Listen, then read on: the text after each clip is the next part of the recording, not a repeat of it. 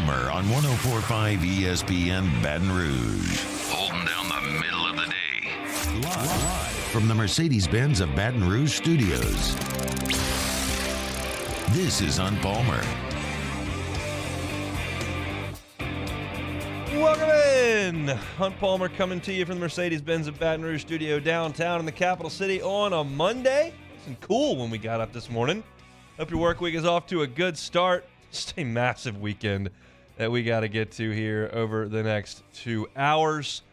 Top of hour number 2, I'm going to kind of do an autopsy on the LSU basketball season. I know that doesn't bring you great joy as a listener, but it's something we got to do. I'm going to go back onto what this team was, big picture, and what the direction is to make things drastically better in year 2 under Matt McMahon, which we all expect should be the case. So we'll do that at the top of hour number 2 at straight up 2 o'clock.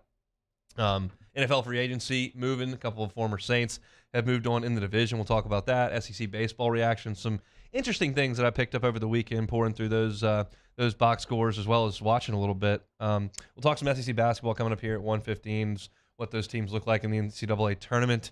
But we will start with LSU baseball over the weekend. Tigers sweep Samford. I was on the call on Sunday with Chris Blair doing the color, and I noticed that Chris is now taking a liking to calling the post-game show, which we do after the game ends, to the 8th inning show instead of the 10th inning show, because LSU is run ruling everyone.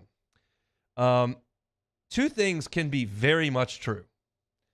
This LSU team is playing great baseball. They're playing great. Offense, defense, pitching, it's all really good.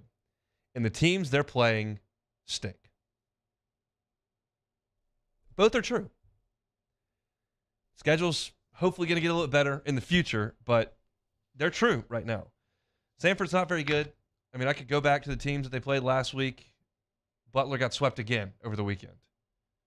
Their record is like 2-14 or something. I mean, they're just awful. And I don't think Samford is going to be making reservations up in Omaha here in 3 months. I don't get that sense. Butler's 2-14. Central Connecticut State, the only series they won all year is against Maryland Eastern Shore, which I could probably tell you is on the eastern coast of Maryland. But other than that, I can't tell you much about them. It's a terrible non-conference schedule in terms of competition, but LSU is playing very good baseball at this point. I want to talk about some of the things that we saw over the weekend that caught my eye. One of them that you're not really hearing much talk about, but I'd like to lead with it because of where we are in the calendar and kind of we could talk about Jared Jones going on a tear, Paul Skeens or Cruz or it. But the outfield defense this weekend was excellent. Dylan Cruz made a handful of catches going back towards the wall. Paxton Kling has showed his impressive speed. He made a great catch on Friday night to end the game. They're really good in the outfield with Cruz and Kling, wherever those two are. Now, Joe Bear's not a great outfielder, but he's okay. Stevenson, you can sub in, is an excellent outfielder. Pearson made all his plays last year. They were really good on the outfield, and I think most of our concern on defense, especially last year, came on the infield. Booting ground balls, poor throws, all that kind of stuff. The outfield defense kind of gets lost in the mix, but I thought they were great over the weekend in the outfield playing defense. Very, very good. Let's move to the starting rotation because that's probably the biggest storyline. I just wanted to mention outfield defense because, quite frankly, we probably won't mention that again unless it's a huge game-changing play and an SEC play. I just thought I wanted to mention it. But as far as the rotation goes, this is where we were headed. Yes, on opening weekend, Paul Skeens started Friday, Riley Cooper started Saturday, and Chase Shores started on Sunday. And I said in my bold predictions for the year that I thought Chase Shores would start 10 SEC weekends. That's not going to happen. But this is where we were always headed. And with Skeens at the front end, just been phenomenal. And Floyd finally getting his weekend start last weekend and then again this weekend and throwing the ball okay. And then with the Thatcher Hurd that we've now seen for 2 weeks, the Monday start against Butler and this start on Sunday, you've got the 3 guys moving forward that you want. And again, I'm not real concerned with the order on Saturday or Sunday, whatever. It matters to me what order you throw them in the regional, and it matters what you do with your selections in a super and certainly in Omaha. But Saturday or Sunday an SEC game, they all count for one. I feel really comfortable and confident sending Thatcher Hurd, who is, I believe, a future first-round draft choice, to the mound on Sunday. I think that gives you a massive advantage over most of the teams in the league, if not all. Florida's got a really good one on Sunday. We don't play them this year. We're going to talk about him coming up in a couple of segments because he's a freak. But I love the thought of waking up on Sunday or game 3, maybe Saturday, week to week, with Thatcher Hurd going. If you've won the first 2 and you're going for a sweep and you got that guy on the mound, feeling good about it. If you split the first 2 and you're coming back to try to win the series and you can go to a potential first-round pick on Sunday, I like my odds there. And, of course, if you lose the first 2, you still wake up with a little pep in your step going, okay, we got to get this one, and look what we got on the mound. I really like Thatcher Hurd sliding in there in game 3. Skeens was fabulous on Friday. I said last week that I thought he threw just a ton of fastballs against a bad Butler team last week, and they couldn't hit it, so he just kept throwing fastballs, and that's what they got. And I wanted to see a little bit more of the arsenal. You saw the whole arsenal on Friday. The breaking ball was excellent. He used it to get ahead of guys. He used it to put guys away. The fastball was still 100. He was fantastic. Struck out 12 in 6 innings. I liked the stuff. Again, it's the same thing I was talking about with Thatcher Hurd last Monday. I don't care if you're playing an elementary school team, Butler, or the Cleveland Guardians. Like, as long as the stuff looks good, that's what I'm concerned with. And you saw the same thing with Skeens just kind of going straight heaters last week. That's not going to work in College Station. He was really good, I thought, on Friday. Floyd on Saturday, that's the game that I did. The line's exceptional. 5 innings, no hits, no runs, 6 strikeouts, 3 walks. I didn't think he was quite as good as that line. He had 3 walks, which I didn't love. He hit another batter, which I didn't love. That's 4 free base runners in 5 innings. He missed big with some of his fastballs that were way out of the zone. He made pitches when he had to, and it wasn't like he was bad. I'm not trying to say that he was bad on Saturday. I'm just trying to say that he maybe wasn't quite as good as that line would indicate. I think he can be a little bit better than he was. And then Hurd yesterday, I loved. Fastball at the knees at 95, a ton. Breaking ball was nasty, and they couldn't hit it. 5 innings, 1 hit. He struck out 7. Did have the 2 walks, but struck out 7. He's really good, and he's coming into his own. A little bit of concern when gets hit around in his last scrimmage start, and then you don't see him on the weekend. But I think the plan was always to go Tuesday, Monday, Sunday with him. And right now, I think the staff's got to feel great with how that plan has worked out because he looks really good on the weekend. So those 3 guys I thought were fantastic. I've got these. I'll save all the goofy stats. Part of LSU playing so well and playing against these teams that can't stay on the field with them is they're producing some really video game humor level stats. I'll get those in the next segment because I think they're funny. But I want to get through the rest of the talking points here. Jared Jones hit 4 home runs in 4 consecutive at-bats over the weekend. That's a guy that I just want to make sure is getting regular plate appearances. You've got a nucleus of this lineup with Cruz and Morgan and Dugas and White that are going to be at the top 4, and Kling. I'll get to Kling as well. Those 5, I think, are going to be the nucleus and core of your offense. I think Neal and Thompson are going to be steady.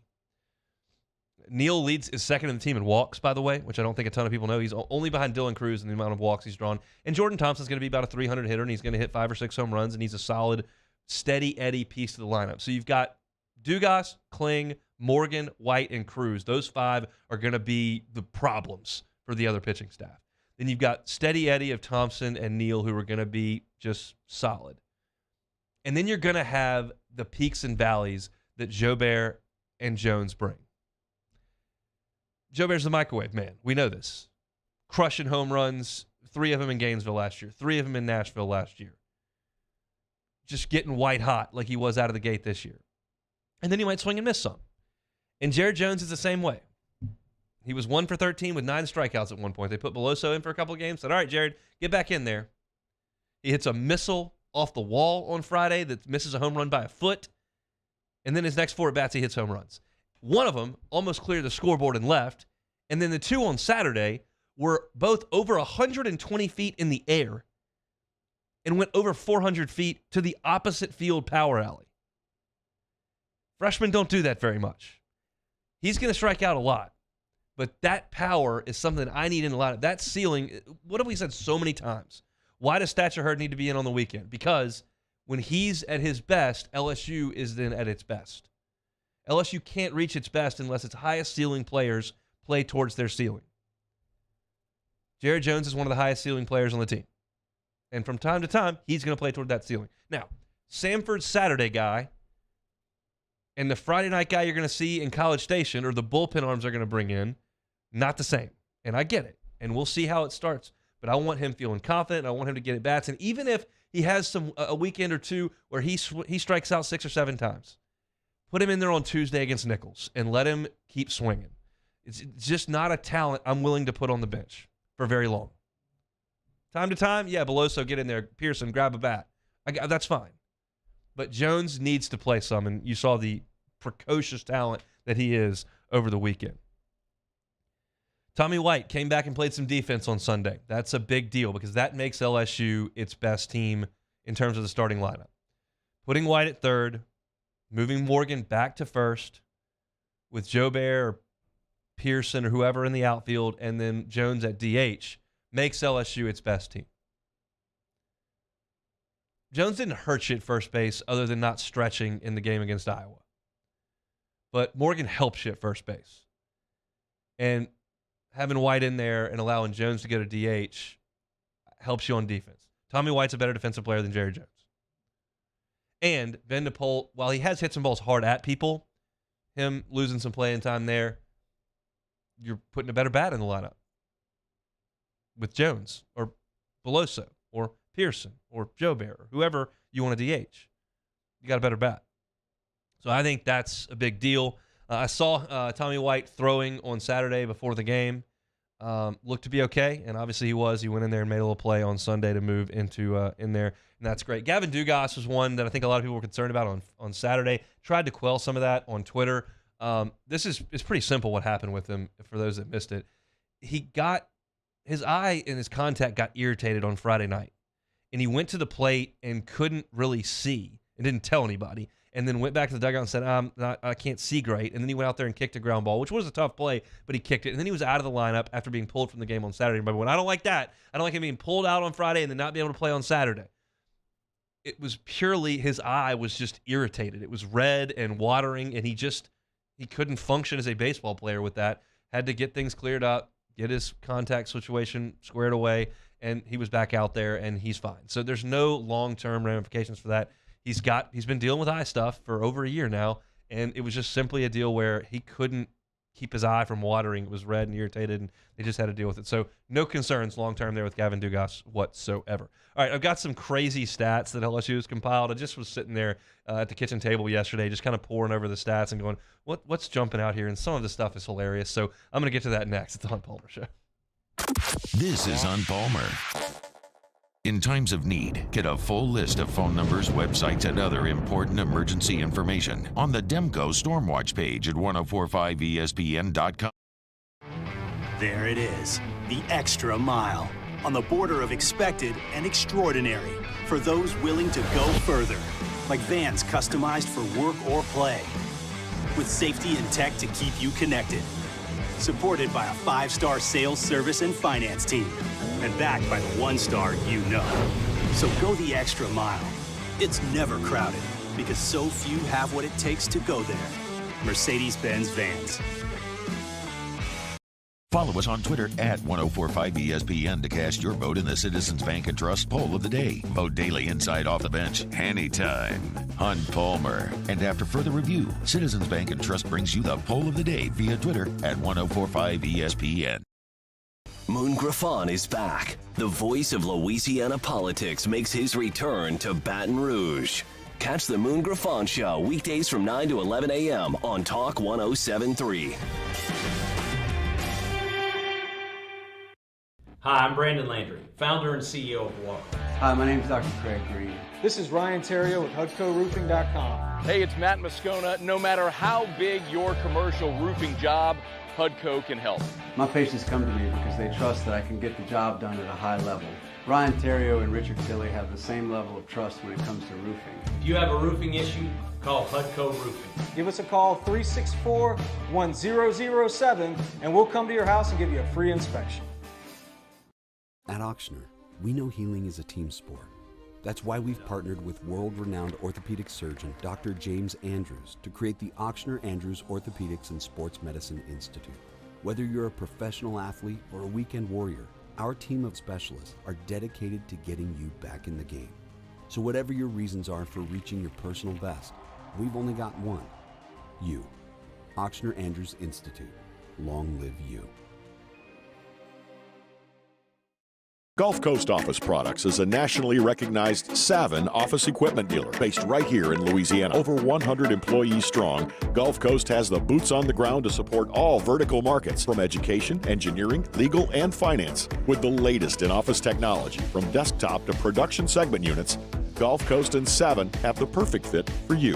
Call 225-756-2644. That's 756-2644 for Gulf Coast Office Products. I had to leave my parents. I had to move schools. I don't know anyone here. Everything keeps changing. Why is this happening to me? I'm sure glad you're here. Change a child's story. There's a child in foster care waiting for a volunteer like you.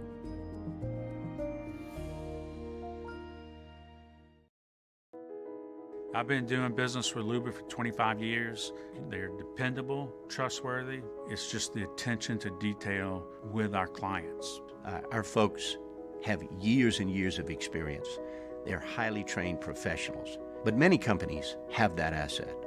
What I'd like to think makes Luba a bit different is that we use those talents in a way that truly is dedicated to serving the needs of the folks who depend on us.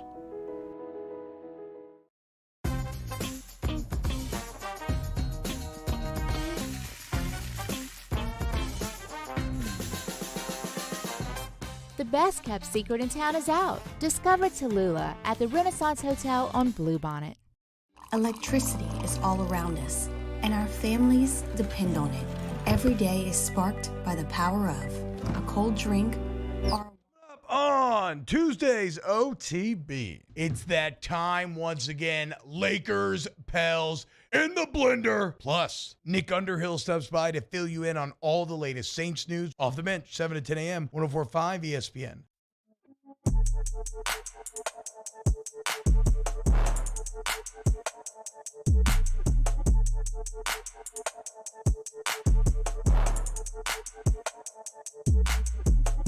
This is Hunt Palmer on 104.5 ESPN Baton Rouge. Things are abuzz in the NFL. Jimmy Garoppolo headed to Vegas. We'll talk a little NFL free agency coming up in 30 minutes here. But I do want to stick with LSU baseball. As I mentioned there in the tease entering this segment, I was just looking through statistics, and part of the fun when LSU is a really good baseball team, which they are, and they're playing really bad baseball teams, which they have, they compile some pretty funny stats when you look at this through the middle of March. So I'll give you some of the ones that stood out that were fairly humorous to me. Over their 6-game hitting streak, Paxton Kling, who started the year 2 for 15, by the way. So over the last 6 games, he's 15 for 23 with 3 home runs. 15 for 23 would be a pretty solid average if he could post it for the entire year. You hit 652, you usually have a pretty good season. So he's 15 for 23 with 3 homers over a 6-game stretch. Now, here's some of the more eye-popping statistics here. Dylan Cruz has had 51 at-bats this year. That's not that small a sample size. I mean, it's only 4 weeks, but it's not like a weekend. It's 4 weeks. He's hitting .510. .510. That's outrageous. So, speaking of outrageous, it doesn't happen every day when you're sitting at the mic doing color and the official scorer comes into the booth and taps you on the shoulder and says, hey, by the way, the record for most consecutive plate appearances with a home run is 6 by Marshall McDougal of Florida State in 1999. And the reason that was pertinent is because Jared Jones on Friday hit a missile that was a foot away from being a home run, and then his next 4 at-bats did hit home runs. 4 consecutive plate appearances and was almost 5. So we were on McDougal watch in the press box to see if he could hit a home run in 6 straight ABs. On the pitching side of things, Paul Skeens has recorded 72 outs this year. 48 of them have been via the strikeout and just 24 otherwise. So 2/3 of the outs that Paul Skeens has accumulated have been via the punch-out. Yikes. Skeens, Ty Floyd, and Thatcher Hurd, those are your 3 weekend starters now. If you take their entire season statistics for the guys that are going to be your weekend starters against Texas A&M, they've combined to throw 58 1/3 innings. 58 1/3. They've given up 4 extra base hits. 58 1/3 innings, 4 extra base hits. It's just been absolute domination by those guys. It's just video game stuff. You continue to go up and down it's just like these stats are, it's like the kid puts the video game on the easiest difficulty level and wins every game 40-0. That's almost what we're looking at here. So it's I'm glad the dog days of March are over, quite frankly. And that's what I kind of call them. The newness of the new baseball team is worn off, and you're ready to get to conference play, and you still got to deal with these absolute blowouts. But that's where we were.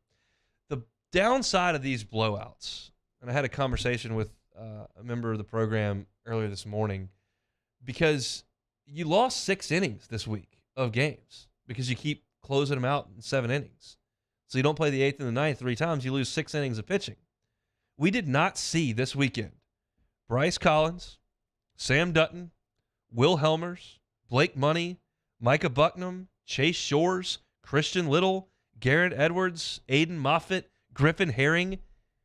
Now, some of these guys may not factor in come May, but some of them are. I mean, Bryce Collins theoretically should be a pretty sizable piece of the bullpen. He hasn't been to this thus far, not throwing strikes, but you figure he will be. Garrett Edwards has thrown the ball really well this year. He's going to be a high-leverage reliever. No innings pitched this weekend. Blake Money, talented guy, trying to find a role. Didn't see him. We think Christian Little may be the guy to get the last 3 outs of LSU's first SEC win. And I know that he extended back on Wednesday, so you weren't going to see him on Friday, but maybe Sunday. You didn't see him. Chase Shores has started on the weekend for you. Now you didn't see him over the weekend. Sam Dutton started on the weekend in SEC play as a freshman last year. Didn't see him. Helmers, I mean, it's 10 pitchers that didn't pitch this weekend. Cooper was used twice. Ackenhausen went out there. Threw Gavin Guidry in the fire. But that's the downside to this whole thing. So I asked the person inside the program I was talking to, is there some sort of, you'll throw like extra bullpens on the weekend? And he said, no, there's a backup plan for guys that don't get in. And usually you're looking at like 3 or 4 guys that you've got to go to the backup plan with on Monday and Tuesday to get them ready. But instead it's just 10 guys, and it's just a little more time and effort that you've got to put into these guys because they're not getting the mound time that they would generally have on the weekend. So they've got a plan for it. They'll continue to pitch, and obviously, pitching in front of 8,000-9,000 on a Friday night or on a Sunday is a little different than going out on the bullpen, but you got to do what you got to do. And I will kind of close my baseball thoughts with that. I've been going to games out at the new box since it opened. My first year in Baton Rouge was in the 2007 baseball season. It was Maneri's first year. That was my freshman year at LSU, and I've been going every weekend since then. So I know a lot of you have been going at it a lot longer than that, but for me, it's 16 years. And we talked about in February how high the anticipation levels were for this baseball season. To me, the highest expectation level since 2009 when they opened the new box and were coming off an Omaha run with preseason number 1 team. I have not seen the box like that attendance-wise for these cupcakes in the non-conference ever. For me, the new one. Yeah, Fullerton came in I think 2012, maybe 2011. And that was really big deal. And everybody came, and LSU swept them, and it was a festive non-conference atmosphere. Then Florida came in the next week and swept LSU. But this was Samford. These were absolute blowouts. And that place was standing room on Saturday. I'm looking down the lines going, oh my God, it's almost full. It wasn't full for SEC games at times last year. People were just really excited to get out and see this team. I don't know if it's the team, if everyone was staying because there was a no-hitter going for Floyd on Saturday, and that's why people weren't leaving. If it's going to see Cruz, maybe it's a combination of all of it, but it is remarkable, the attendance out at the box for these non-conference weekends. And now those are in the rearview mirror, and I still don't think you're going to pack it out on Tuesdays. But let me tell you, when Arkansas shows up here in 2 weeks, I expect that place is going to be full on Friday night. And there may be somebody saying, isn't it full all the time? It's really not. Since they launched the SEC Network, and you can watch the game on your phone or stream all of them, that's hurt attendance everywhere. And LSU is certainly not immune to that. Like, there have been plenty of 5,500 SEC crowds over the years. It excites me because I love it. But it was noticeable for someone that's been going there for 17 years and knows kind of what the attendance patterns usually are. I mean, I already know people are going to be hanging off the rafters for Tennessee. We know that. First SEC weekend, opening night, it's always a really good crowd, unless they move the game to 3 o'clock in the afternoon. But that is usually the worst attendance series of the year. That one right before conference play, it's going to be a blowout, and it was absolutely packed on Saturday. So that's really exciting. We know how this town gets behind it. Really everybody that wins, whether it's gymnastics or women's basketball, men's basketball, baseball, football. If you win, people show up. This team's winning, and people are really, really showing up. That is a lot of fun. I appreciate you hanging out with us here on a Monday. It's the Hunt Palmer Show. We got a lot to get to over the next 30 minutes before we get into LSU basketball and where they go from here. I want to talk about the SEC teams and where they were seated in the in the NCAA tournament. I think one team got a really, really raw deal. When we come back, there's been a hire announced today that directly impacts the LSU basketball program. I'll tell you about that next on the Hunt Palmer Show. Hunt Palmer on 104.5 ESPN Baton Rouge. This March, take a shot at college hoops with a no-sweat bet on FanDuel Sportsbook. Doesn't matter if you're new to FanDuel or already have an account. Right now, all customers can tip off the tourney with a no-sweat bet. Just sign in with your FanDuel account and claim yours today. Or if you're new to FanDuel, go to FanDuel.com/1045ESPN to get in on the action. Then you can bet on everything from the money line to point spreads to that 5-12 seed matchup you've been eyeing. It's all on an app that's safe, secure, and super easy to use. There's no better place to bet the tournament than on FanDuel Sportsbook. Just go to FanDuel.com/1045ESPN to join now or sign into your FanDuel Sportsbook account to claim your no-sweat bet today. Make every moment more with FanDuel. Must be 21 and present in Louisiana. Bonus issued non-withdrawable bonus bet that expires 7 days after receipt. Max bonus bet $5 unless otherwise specified. Restrictions apply. See full terms at FanDuel.com/sportsbook. If you or somebody has a gambling problem wants help, call 1-877-770-STOP. Our listeners fire off their opinions on the JimsFirearms.net hotline at 499-1045. Keep listening for your next chance to shoot us your thoughts with the JimsFirearms.net hotline on 104.5 ESPN Baton Rouge.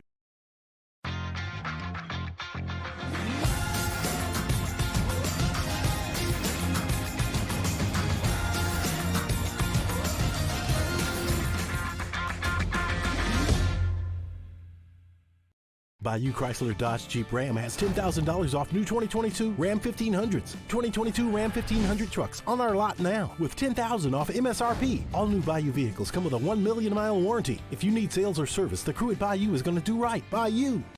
Hi, I'm Brandon Landry, founder and CEO of Walker. Hi, my name is Dr. Craig Green. This is Ryan Terrio with HUDCORoofing.com. Hey, it's Matt Moscona. No matter how big your commercial roofing job, HUDCO can help.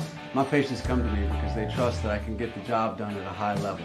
Ryan Terrio and Richard Tilley have the same level of trust when it comes to roofing. If you have a roofing issue, call HUDCO Roofing. Give us a call, 364-1007, and we'll come to your house and give you a free inspection. Louisiana. It's a place defined by culture, by pride, by passion, by people who do more than love this place. They celebrate it, elevate it, champion it. They are the individuals who embody what makes Louisiana great. The companies that make Louisiana a better place to work and live. The nonprofits leading transformational change in our communities.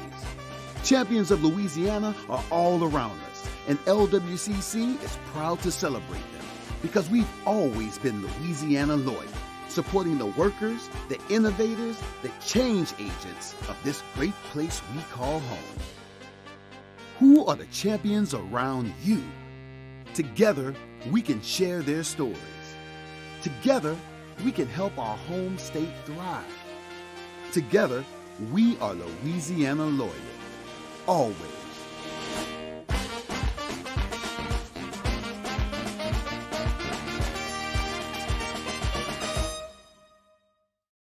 At Ochsner, we know healing is a team sport. That's why we've partnered with world-renowned orthopedic surgeon Dr. James Andrews to create the Ochsner Andrews Orthopedics and Sports Medicine Institute.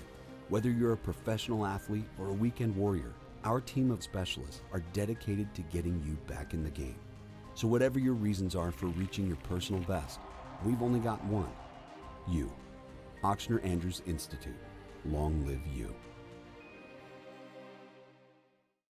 Gulf Coast Office Products is a nationally recognized Savin office equipment dealer based right here in Louisiana. Over 100 employees strong, Gulf Coast has the boots on the ground to support all vertical markets from education, engineering, legal, and finance. With the latest in office technology from desktop to production segment units, Gulf Coast. Charles Hannigrove join us for the Tuesday edition of Hanny Time. Dwayne Colucci from the South Point and Rampart in Las Vegas is with us, and we break down the NCAA bracket. Hanny Time, noon weekdays, 104.5 ESPN Baton Rouge.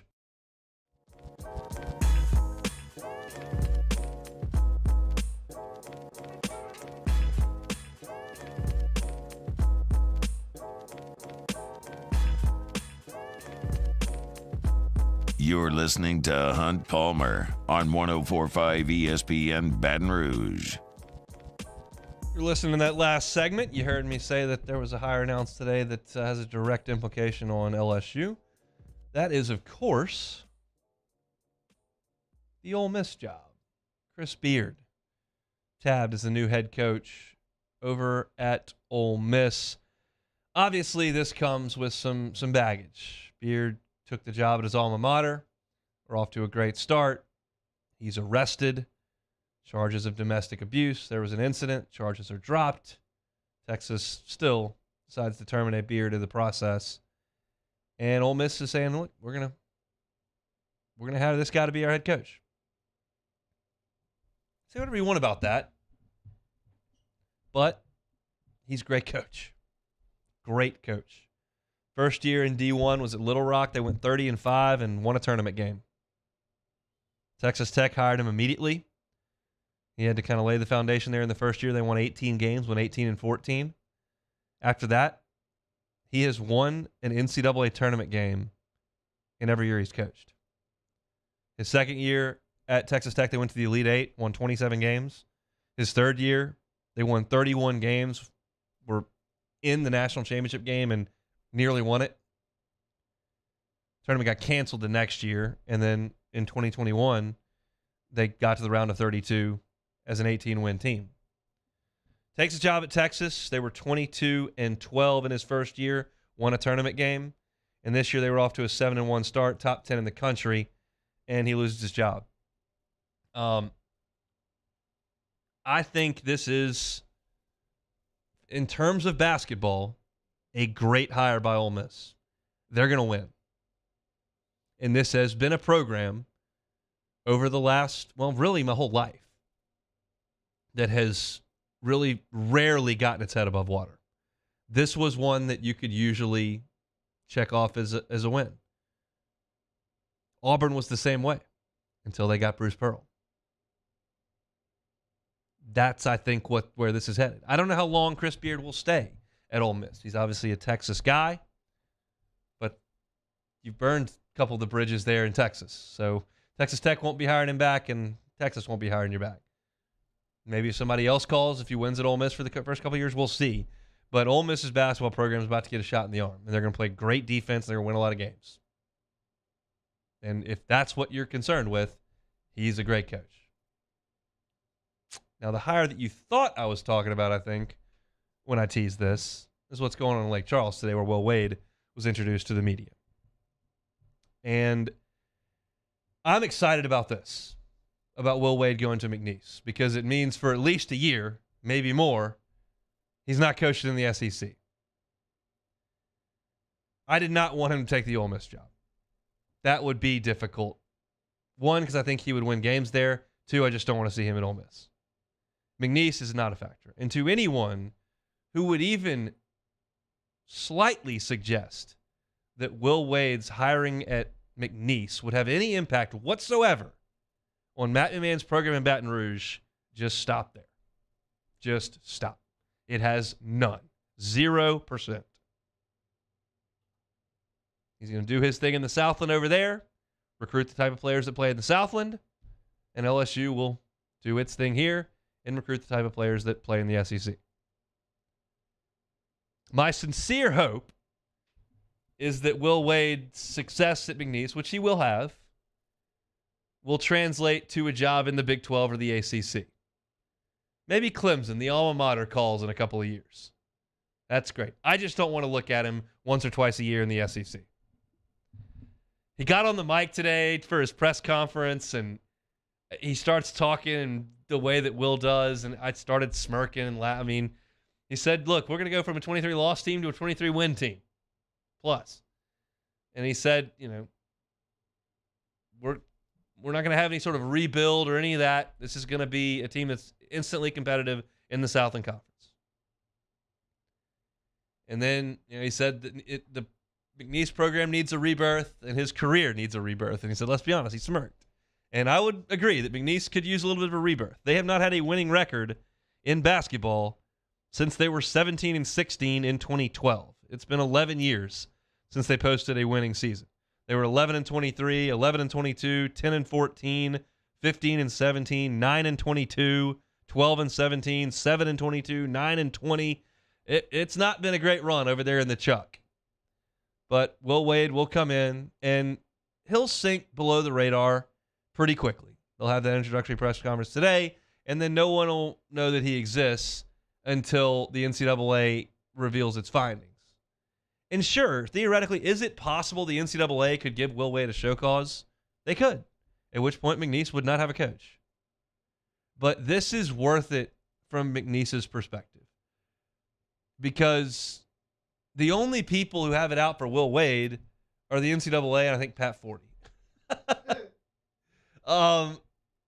Everybody else is like, all right, whatever. This is not anywhere near the Chris Beard Texas to Ole Miss situation. Totally different deal. And McNeese has been an absolute nobody in basketball, and that will change immediately. They will be a noteworthy basketball program in that conference immediately. And that conference has had some pretty decent teams. Stephen F. Austin was in the Southland at a time and was winning tournament games. Underwood was the coach. He ends up moving on to Oklahoma State and then up to Illinois. But there's no differentiator if you're McNeese 48 hours ago. Now you've got a noteworthy name, a guy that knows how to handle himself and is going to be able to do some recruiting at that level. So I think it's a great hire for Ole Miss, for McNeese, and I think it is absolutely inconsequential in Baton Rouge. There's just no impact whatsoever. LSU very, very rarely recruits and signs Louisiana players. There just aren't that many high-level players that come out of the state. Now, Jordan Wright's had a really nice career at Vanderbilt. Jalen Cook is playing well at Tulane. There have certainly been some players from Louisiana that have gone on and done some things, but it's like one a year.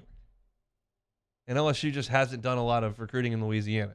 Skylar Mays and Javonte Smart and some of those guys. But I'm telling you right now, 5-star Javonte Smart from Scotlandville, even if he was from Sulphur, is not going to go play for Will Wade in the Southland instead of coming to LSU. It's just never going to happen. Just not.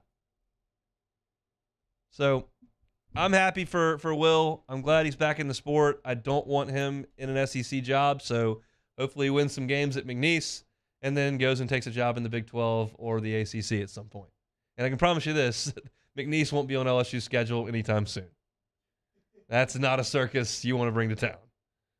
So Will Wade introduced today as the head coach over at McNeese. Chris Beard announced as the head coach in Oxford, Mississippi, and that just makes the league that much stronger. We come back, NFL free agency news, as well as some SEC basketball that we'll get to. We'll do it next on the Hunt Palmer Show.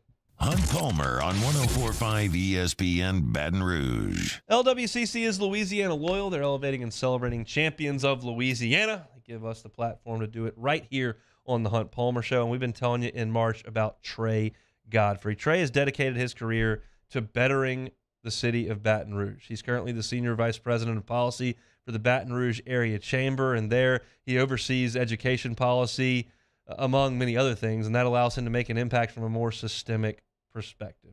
Trey is truly a champion of Louisiana, and we love telling a story here on the Hunt Palmer Show. If you know a champion of Louisiana, maybe it's somebody like Trey, maybe it's a nonprofit or a business that's doing great philanthropic work in our state to better the state of Louisiana. We want to tell their story. Go to lwcc.com and nominate them.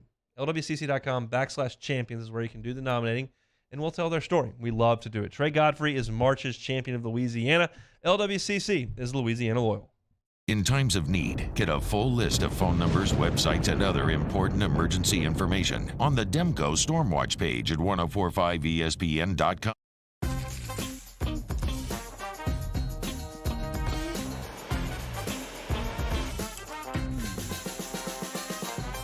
The best kept secret in town is out. Discover Tallulah at the Renaissance Hotel on Bluebonnet. Bayou Ford has the new inventory to get you in a new Ford truck or SUV today, or customize your next vehicle just the way you want it. All new Bayou Ford vehicles come with a 1 million mile powertrain warranty. The crew at Bayou Ford is going to do right by you.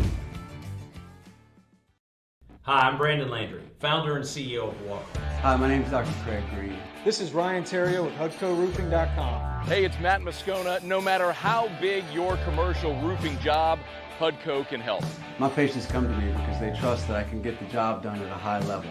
Ryan Terrio and Richard Tilley have the same level of trust when it comes to roofing. If you have a roofing issue, call HUDCO Roofing. Give us a call, 364-1007, and we'll come to your house and give you a free inspection.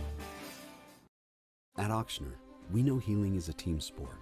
That's why we've partnered with world-renowned orthopedic surgeon Dr. James Andrews to create the Auctioner Andrews Orthopedics and Sports Medicine Institute. Whether you're a professional athlete or a weekend warrior, our team of specialists are dedicated to getting you back in the game. So whatever your reasons are for reaching your personal best, we've only got one: you. Auctioner Andrews Institute. Long live you. Gulf Coast Office Products is a nationally recognized Savin office equipment dealer based right here in Louisiana. Over 100 employees strong, Gulf Coast has the boots on the ground to support all vertical markets, from education, engineering, legal, and finance. With the latest in office technology, from desktop to production segment units, Gulf Coast and Savin have the perfect fit for you. Call 225-756-2644. That's 756-2644 for Gulf Coast Office Products. I had to leave my parents. I had to move schools. I don't know anyone here. Everything keeps changing. Why is this happening to me? I'm sure glad you're here. Change a child's story. There's a child in foster care waiting for a volunteer like you.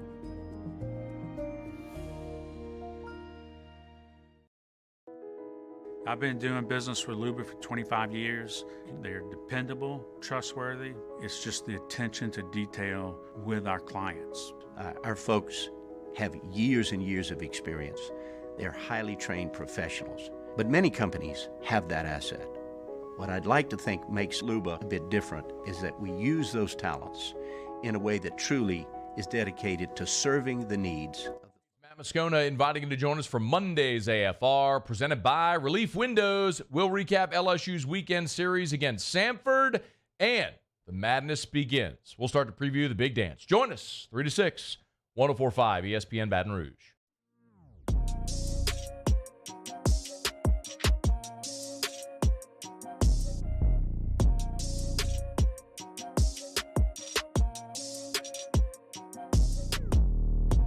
This is Hunt Palmer on 104.5 ESPN Baton Rouge. The NFL Twitter is just out of control right now. I can't keep up with it. It's a lot at the current juncture. So I'll give you what I do know. The Saints are going to have a little bit of an overhaul here on the defensive line.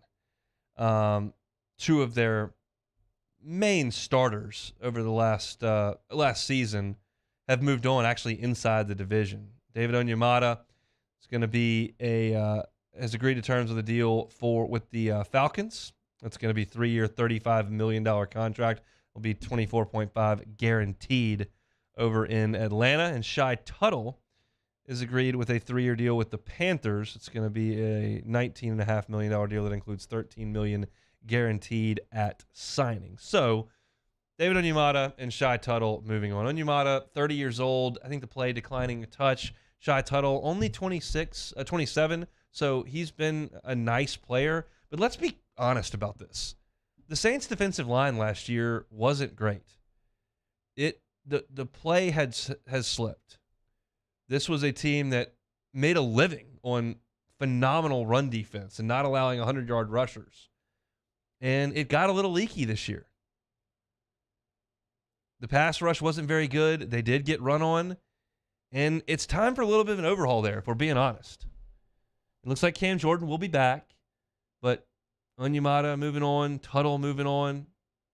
See what the deal is with Davenport and Peyton Turner. But the Saints need to get a little younger and a little better on the defensive front.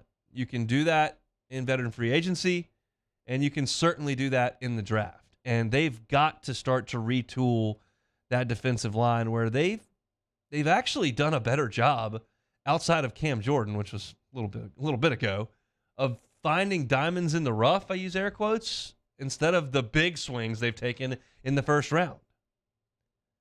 But you've got to retool the defensive front if you're New Orleans, because the way they played last year is just not good enough. And that's part of the issue with doing things the way they have with the quarterback spot, is you kind of compromise what you can do in filling holes. There are a lot of teams that can be super aggressive starting today at tossing money around. We saw Mike McGlinchey go from San Francisco to Denver on a huge deal, $50 million guaranteed. I heard Charlie in his last show say it's like going to Vegas and not having any money. You're just kind of sitting and watching. I feel like that's kind of what the Saints are doing. And you've got a roster that's got all these holes on it, which created the season that you just had, which is a losing year. And what can you do to fix it? I got my quarterback for $100 million guaranteed, but what am I doing at defensive front? What am I doing at running back? It's, to me, and look, I can't, I'm not going to sit here and offer a grade on something that's very much incomplete. You have not signed the free agents you're going to sign. You have not drafted the players you're going to draft. You have not signed the undrafted free agents you're going to sign to bring to camp. So I'm not going to sit here and say the Saints are doomed for next year. I'm just evaluating the situation as it sits currently, and I'm going, yeah, a lot of teams tossing some money around and plugging some holes in their roster, and the Saints are kind of sitting there. And that's not to suggest they can't sign anyone. I know that they can manipulate the salary cap and make things work, but you get the point that I'm trying to drive home. Is like, this is a team, if you take the salary cap and money completely off the table and you're just building a football team that could look at 5 or 6 spots and go, we could really improve there. And my question is, how are you going to do that? I'm confident the Saints have a plan. I just don't know what it is. And that's what's got to materialize here over the next couple of weeks. So you're just jumping in. Shy Tuttle to the Panthers, 3-year, $19.5 million deal, 13 guaranteed. And David Onyemata is headed to Atlanta. He will get a 3-year deal, $24.5 million guaranteed on a $35 million deal. So those two are moving on. Briefly here Well, we got a few minutes at the end of this hour. At the top of the second hour, we're going to talk LSU basketball, and I'm going to kind of do an autopsy on the season and kind of suggest where things should go moving forward. But for right now, we'll talk about some of the other teams in the conference that got into the NCAA tournament. Mississippi State's going to play in the play-in against Pitt. They will play for an 11 seed in Dayton. Missouri got a 7 seed against Utah State. Bama's the number 1 overall seed in the tournament. Arkansas got an 8. They'll play Illinois. Auburn got a 9. They will play Iowa. Tennessee got a 4 seed. They will play Louisiana Lafayette. Missouri got a 7. And A&M got a 7. A&M a 7 seed and Tennessee a 4. That's tough for me. I like to make fun of Texas A&M as much as anybody. Y'all know that. But I look at that 7 seed and I go, okay, their net's 19, which is closer to a 5 seed. They were 7-6 versus quad 1. And look at the other 7 seeds, and like I said, A&M's net's 19. They got a 7. Missouri's net's 42. Michigan State's is 33. And Northwestern's is 41. A&M's net way superior to all those. Michigan State against quad 1 was 5-9, losing record. Northwestern was 6-9, losing record. And then Northwestern was 7-6, and that's what A&M was, 7-6. 7 Q1 wins, winning record against Q1. And when I look at A&M and try to figure out why they were seated so low, the only metric that I can point to, certainly not conference record, certainly not net, certainly not how they've played of late, where they've been great and got all the way to the final of the SEC tournament. They have 2 Q4 losses. They lost to Wofford, and they lost to Murray State. And that's just further proof when we start to have these discussions again next year, and we'll be deep in the throes of SEC football. We'll be deep in the throes of recruiting and all that kind of stuff. And if you stub your toe in December when nobody's watching that Wednesday game that's on SEC Network Plus streaming, don't lose that game. That's the only thing I can think of that dinged Texas A&M here. And I'll tell you, the team that's getting the short end of this is not necessarily Penn State, who played their way in the Big Ten tournament and got to the final on their 10 seed, and that's great. They're not the ones. Texas is the one who's catching the brunt of this likely. Now, Penn State may beat A&M and move on, but Texas is a 2 seed who's had a great year, and they're staring down the barrel of Texas A&M in round number 2, and they probably shouldn't be, because Texas A&M should probably be a 5. So that's great drama and great fun. And Billy Lucci over at TexAgs suggested on Twitter that, hey, they did this just for the matchup. They misseeded A&M on purpose just to get the matchup. I would like to believe that's not how that room operates. I would really like to believe that. You rank them, and if you see an attractive matchup you may want to explore, okay.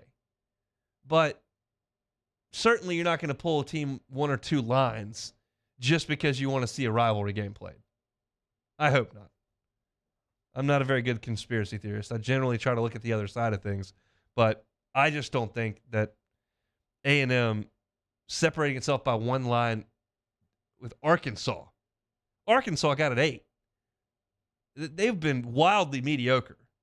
A&M's been great for 3 months, and they're a 7. I think that's a whiff. But we'll see. They'll start playing the games Thursday. I don't like Dayton. It is what it is, and we'll talk about Mississippi State this week when they play in that game, but Thursday's when it starts. They cue the music. Everybody tip it up. Let's play 5 games at a time. That's Thursday. That's when it really starts in earnest, and we'll be out at Pluckers all day on Thursday. The morning show guys will be there for sure, and then my show will emanate from Pluckers on Thursday, and Matt's will as well. So we're going to have a lot of fun out of Pluckers coming up on Thursday. Come on by. Hang out, watch some hoops with us. It's going to be a big old time. I appreciate y'all hanging out with me on a Monday. If you miss any of the show, you can catch it on demand, 1045ESPN.com's on-demand tab. You can also find us on Apple Podcasts, on Spotify, on Google. Anywhere you find your sound, you can find us, and certainly we appreciate y'all hanging out with us on YouTube. I opened up with 30 straight minutes of LSU baseball talk from the weekend. Some fun stats that LSU's compiled, some of the things that I liked and maybe didn't like as much of over the weekend. Not a lot not to like, but that's what I started with for the first 30 minutes. Talked a little Will Wade to McNeese and Chris Beard to Ole Miss. Then some Saints shuffle on the defensive front with Shai Tuttle and David Onyemata headed out of town. Hour 2's coming up. Going to get you SEC baseball reaction. It was an interesting weekend in the league, even though the opponents didn't look all that hot. And then when we come back after Sports Center, I'm going to dive into this LSU basketball season that was. Statistics, thoughts, trends, and where this program needs to go from here. We'll do that coming up right after Sports Center. Don't go anywhere. You're listening to the Capital City's leader in sports talk, 104.5 ESPN Baton Rouge.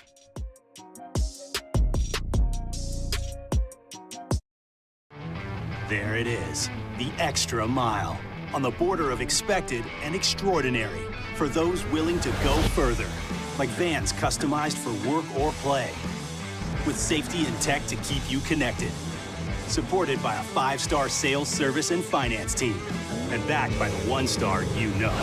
So go the extra mile.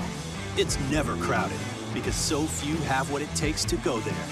Mercedes-Benz Vans.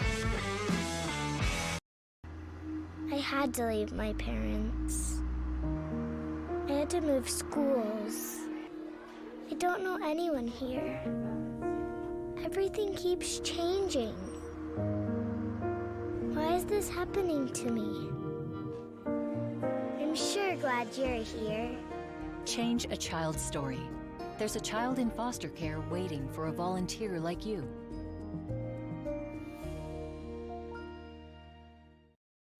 Louisiana. It's a place defined by culture, by pride, by passion, by people who do more than love this place. They celebrate it, elevate it, champion it. They are the individuals who embody what makes Louisiana great.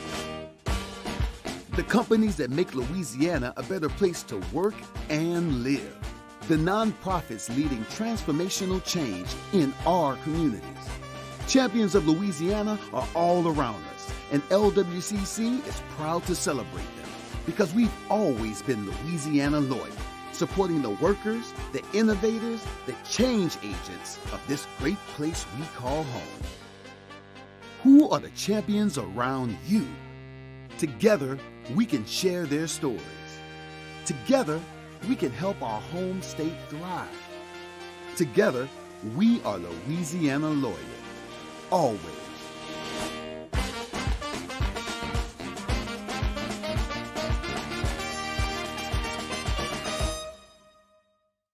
Hi, I'm Brandon Landry, founder and CEO of Water.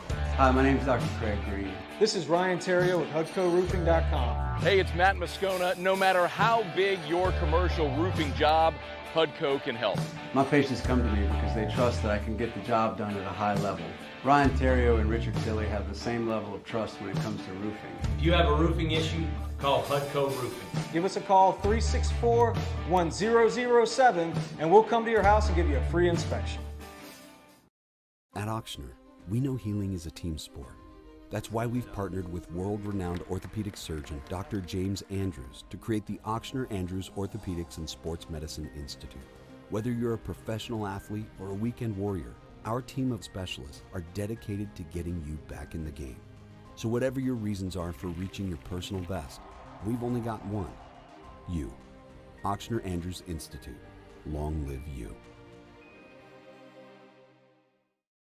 Gulf Coast Office Products is a nationally recognized Savin office equipment dealer based right here in Louisiana. Over 100 employees strong, Gulf Coast has the boots on the ground to support all vertical markets from education, engineering, legal, and finance. With the latest in office technology, from desktop to production segment units, Gulf Coast and Savin have the perfect fit for you. Call 225-756-2644. That's 756-2644 for Gulf Coast Office Products.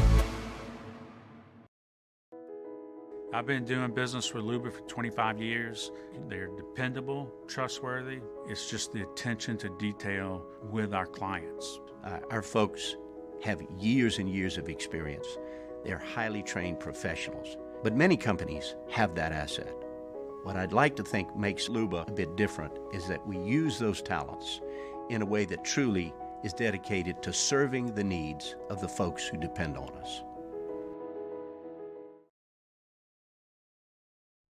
This is SportsCenter. I'm Christine Lisi. Another quarterback domino has fallen. No, not that one. ESPN's Diana Rossini and Adam Schefter reporting Jimmy Garoppolo is signing with the Raiders. 3 years, $67.5 million, $34 million guaranteed. Raiders head coach Josh McDaniels was Garoppolo's offensive coordinator in New England. Meantime, Aaron Rodgers still hasn't announced his decision. It's expected he'll either ask the Packers for a trade to the Jets or retire.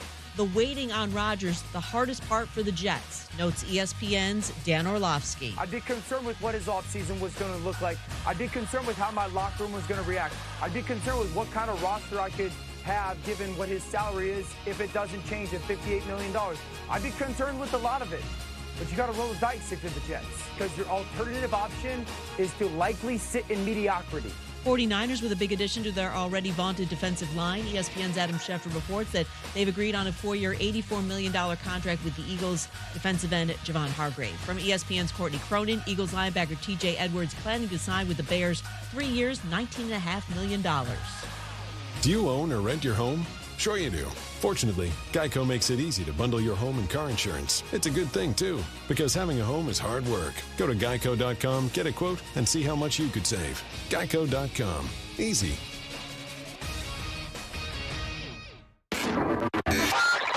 Now, Hunt Palmer on 104.5 ESPN Baton Rouge. Holding down the middle of the day. Live from the Mercedes-Benz of Baton Rouge Studios. This is Hunt Palmer. Hunt Palmer Show on a Monday. Monday's like the easiest day of the week to identify. I just start talking and that comes out just incorrect, grossly incorrect. I apologize if you heard me say that and for a moment may have gotten excited. It's very much Monday.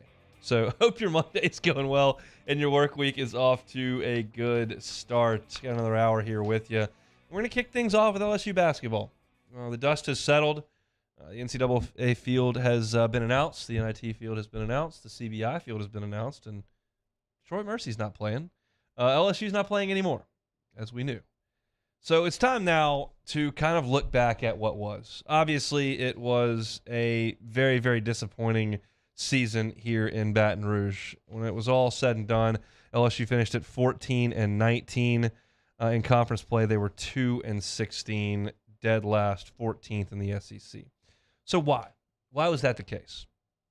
Well, there are a number of reasons, and you're all well aware of the situation that was last March. So we're not going to rehash that. But this is the team that Matt McMahon was able to put together with his back very much against the wall. And KJ Williams was a star for this team. I mean, he deserves every bit of recognition that you can heap upon him. He started every game. He led the team in scoring at 17.7 points per game. He led the team in rebounding at 7.1 per game. He led the team in three-point shooting at 41%. He led the team in steals with 40. He led the team in blocks with 26. He was awesome from start to finish. And proof, very much proof, that mid-major players can make the transition to the SEC and can play at this level. He wasn't the problem. And I'm not here to try to disparage young players, student athletes. Like, that's not the point. But I do have to paint this picture here. And to do it, I'm going to have to use names. I will do this before I start talking statistics and what happened for LSU. These guys played hard. They really did. They were in games late in the season. They won a game in the SEC tournament. They never threw in the towel, which they could have done. I'm not sure how great Georgia's effort was down the stretch. They were just getting absolutely decimated every night. LSU played hard, but when it comes down to it, LSU's guard play this year was nowhere near adequate to win SEC games. Nowhere near. Across the board. And I'll lay it out for you statistically. Adam Miller led your team in minutes this year. He shot 237 threes. That's the third most threes ever attempted in an LSU season. Marcus Thornton, who won SEC Player of the Year, took a few more. And Chris Jackson, now Mahmoud Abdul-Rauf, took more in his sophomore year. And in taking 237 threes, third most in the history of the school, he shot 32%. Now, that's not atrocious, but it's not altogether efficient. And from two-point range, Adam Miller shot 38% this year. 38% from two. Cam Hayes. Cam Hayes was basically thrust into point guard duties late in the season. They wanted to get Tyrell Ward out there. He wasn't going to handle the ball. So Cam Hayes basically took over as the point guard. And he actually did a decent job distributing the ball. But as far as shooting goes, he shot 40% from the floor, which isn't very efficient, and 32% from three-point range, which isn't very efficient. And that's basically who he was at NC State. I can remember getting that news that he was a transfer in and looking at the stats and going, okay, this guy's kind of put up a lot of shots and played a lot in the ACC. So as far as speed of the game and all that, but he's not terribly efficient. And that was kind of the case with him this year. Trey Hannibal came out there. You want to talk about playing hard. My goodness. In the SEC tournament, he had a pair of double-doubles. But he's a guard for you who handles the ball a good bit. And for the season, he was 1 for 7 from three. He made 1 3 on the year. And he was good in the non-conference, and he was great in the game where they beat Arkansas at home in the SEC opener. They couldn't guard him late. He kept getting to the rim and scoring. He was phenomenal. But if you take after the Arkansas game and go all the way through the end of the season, so the last 20 games of the year, he shot 39% from the floor. 39% on all twos, basically. Justice Williams shot 34% from the floor. He was 5 of 28 on three-pointers this year. I didn't even run the math on what that is because it speaks for itself at 5 for 28, but he shot 18% from three. Tyrell Ward, who was a 5-star recruit, came in and actually shot the ball pretty well. He shot 35% from three in fairly limited attempts. For a freshman, that's not terrible. But when you're talking about complete players, guard play, efficient scoring, and I tell you that Tyrell Ward became a starter on this team. He started 8 games late in the year, played in 23, and he made 10 free throws on the year. Guards can do that on a Tuesday. He made 10 free throws on the year, which tells you he's basically just a spot-up three-point shooter. And then Juice Hill comes in as what you think is going to be your starting point guard for the year. Was the starting point guard for a couple of years at Murray State, place where they won 30 games last year. He shot 26% from three and 32% from two-point range. 32% from two. These numbers from these guards are just not enough anywhere. And what do you always hear? What's the cliche about the tournament? Oh, guards, you turn into guards in the tournament, you got to go. And I hate doing comparisons all the time and all that kind of stuff, but in a sense, the number one need for this LSU basketball team is the next Tremont Waters. And I could argue Tremont was the best point guard in the SEC. He was a top 3 point guard in the SEC, and maybe it's not quite that good. Tremont was the best point guard, pure point guard we've had at LSU maybe since Ethan Martin. Even on the good teams LSU had, I mean, Garrett Temple ran the point for the 2009 SEC championship team because Thornton was the off guard. And Bo Spencer was pretty good, but wasn't as good as Tremont. And you didn't have a point guard on the 2006 Final Four team. Daryl Mitchell just was the guy who had the ball the most. Had a bunch of freshmen running around. Torres Bright ran the point for the Sweet 16 team. He was a three-point shooter, scorer. So I'm not suggesting you got to get one of the 3 best point guards in the history of the school, and that would be really nice, but you've got to find in the transfer portal somebody who can come in and handle point guard duties and be a threat shooting the basketball. You realize that Trey Hannibal is handling the ball a lot late in games. And you've got Jalen Reed out there as well, and those 2 guys are zero threat to shoot the ball from 3. So their players, their defenders, are literally standing in the lane while you're trying to run an offensive set. 40% of the defense is just standing in the middle of the paint, waiting for drivers. You've got to find ball handlers that can shoot the 3. They've got one in Tuscaloosa. Mark Sears was the point guard at Ohio last year.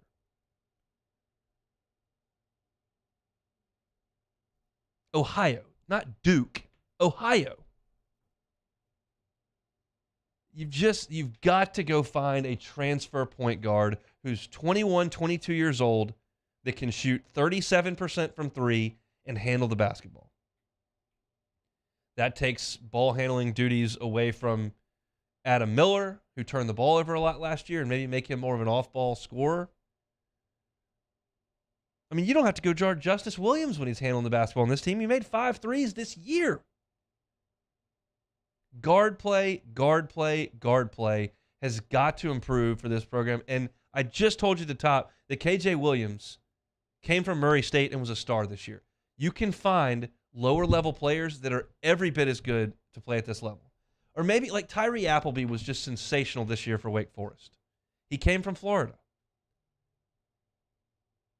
There are examples all over the place of guards that have come in and made huge strides and helped teams. Doesn't have to be from Kansas. It doesn't have to be a 5-star high school player. There are some pieces on this team you can build around. I think Tyrell Ward's got some ability. He's got a long way to go. But when you're 6'6" and that athletic and you can make threes at a reasonable clip, his game can grow. Derek Fountain was a reasonably efficient player this year for LSU. He shot 35% on limited threes. He shot 55% from the floor. He was a functional rebounder at 5.5 per game. That's a guy that can help. And Nelson Green in the Bayou 4 chat brings up a great name. I wish Xavier Pinson would have stayed. He would have helped a little bit. No question. That's a guy that can help you. I'm not trying to get to the Final Four next year, people. I'm trying to win 8 or 9 SEC games. And Xavier Pinson is a great example. Was that Missouri came over? Was he an all-league player? No. Could he handle the basketball, make some free throws, create some shots, and have a hot shooting night? Yes. LSU's guards this year were just almost incapable. Adam Miller had a couple of really nice nights. But the only efficient scoring LSU had this year was from KJ and then at times from Fountain. And he had the huge 28-point game or whatever it was. Guard play is where things have to start for this team. You've got to get in the portal and you got to find them. Might be from the American, might be from the Big West, might be from the ACC. And then you start to round things out. Other pieces. It hurts that you lose KJ, no doubt. And do I see a surefire star post player? No, but I think Phillips can grow into a solid role. I think Fountain can help you a little bit, either coming off the bench or in a 25, 30-minute a night role. I think there's potential in Jalen Reed, who's a fairly capable driver who's got to just get a little more savvy with the ball. He would kind of put his head down and get it turned over. You can improve. You can't teach 6'10". To put it all together and encapsulate it all, I'm okay with the core in the post of Phillips and Reed and Fountain. And you can add to that with some transfers. You've got to overhaul this thing at guard. I'm not comfortable with the base that's here at guard. And they've got to hit that hard. And I think if you can get 2 capable guards out of the transfer portal that may start for you, certainly 1, but maybe 2, that start, you change the whole team. The whole dynamic changes. It's not that far away. It would be that far away if you had to live your life through high school recruiting. You would have to wait a long time for this to resolve itself. You don't now. You can just go get it. And LSU gets a head start on that because there's a lot of teams that are dealing with tournaments right now, and LSU's not. So the word on the street is that things are moving in the right direction, and there's going to be a significant overhaul here. We'll just have to see it. My thoughts on hoops, which we can now basically put to bed. We can talk some baseball more often than not. All right, let's take a time out. When we come back, SEC baseball over the weekend. Some more craziness in Gainesville, some craziness in Auburn, some craziness in the Mississippis, quite frankly, the two Mississippi schools. I'll get you caught up on the weekend that was in the SEC next on the Hunt Palmer Show. Hunt Palmer on 104.5 ESPN Baton Rouge.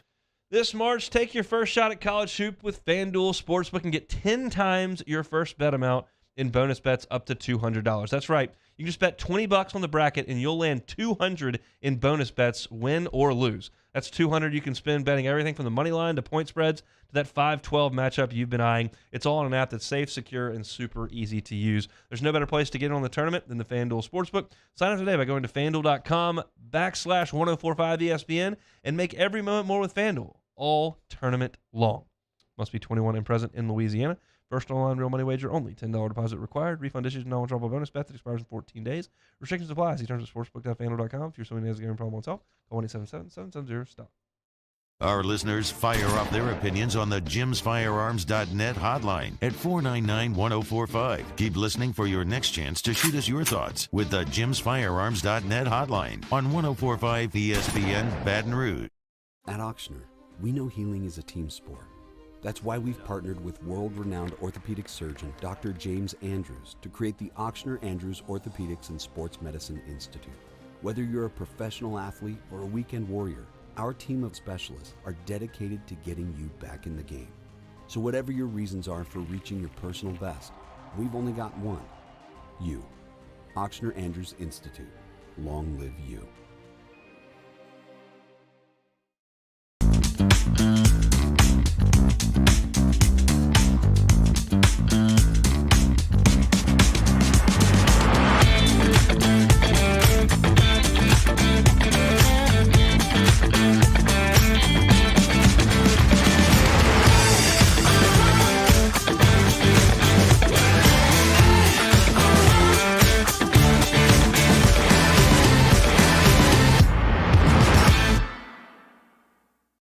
Hey, it's Matt Musso. Join me Monday through Friday for your daily update on LSU baseball with Musso at the Box, presented by New Orleans Flooring, wherever you get your podcast, Apple, Spotify, Google, and check out New Orleans Flooring. 2 locations, Metairie and Prairieville, or NOLAFlooring.com.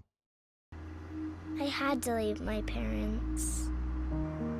I had to move schools. I don't know anyone here. Everything keeps changing. Why is this happening to me? I'm sure glad you're here. Change a child's story. There's a child in foster care waiting for a volunteer like you.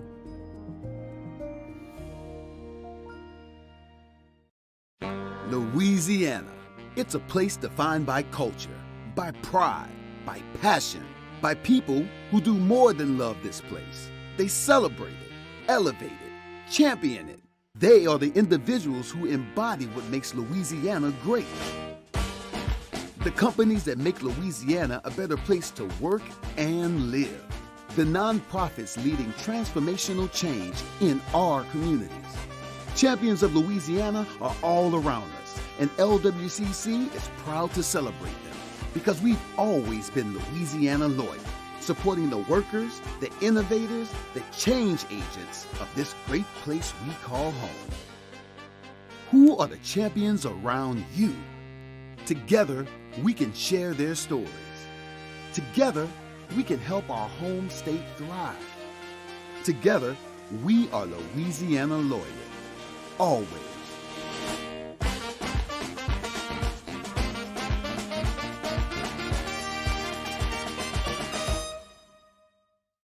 Hi, I'm Brandon Landry, founder and CEO of Walk. Hi, my name's Dr. Charles Hannegriff joined me and Jimmy Ott for Jimmy Ott's Game Time from Walk-Ons on Burbank. Monday evening, we'll have the brackets set for the NCAA tournament. Jimmy Ott's Game Time, 6 p.m. weekdays on 104.5 ESPN Baton Rouge.